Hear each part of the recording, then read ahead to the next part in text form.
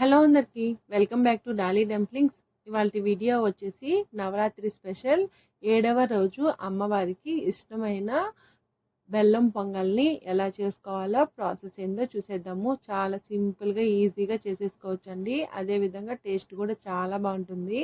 మీరు కూడా ఈ నవరాత్రుల్లో ఒకరోజు తప్పకుండా ట్రై చేసి అమ్మవారికి నైవేద్యంగా సమర్పించండి. ఇప్పుడు ప్రాసెస్ చూసేద్దాము.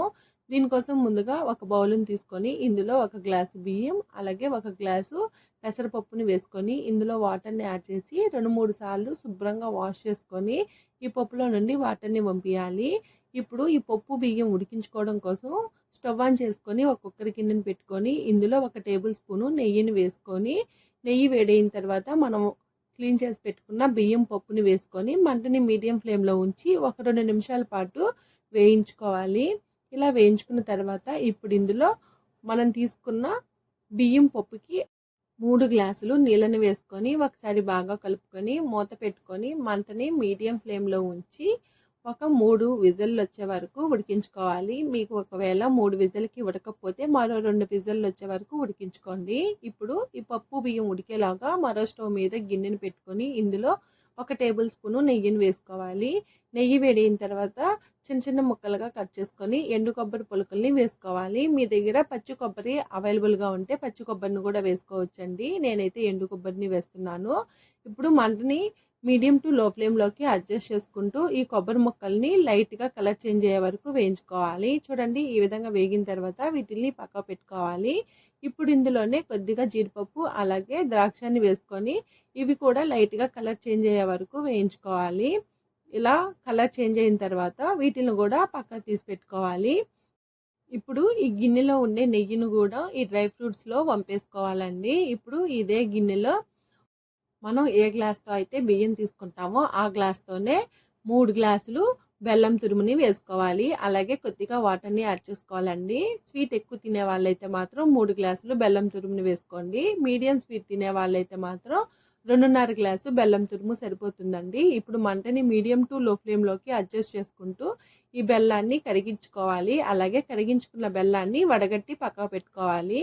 ఇప్పుడు పప్పు బియ్యం ఉడికిందో లేదో ఒకసారి చెక్ చేసుకొని నేను ఇక్కడ వీడియో క్లిప్లో చూపించే విధంగా గంటితో ఒకసారి బాగా మ్యాష్ చేసుకోవాలండి. మెత్తగా మ్యాష్ చేసుకోవాలి.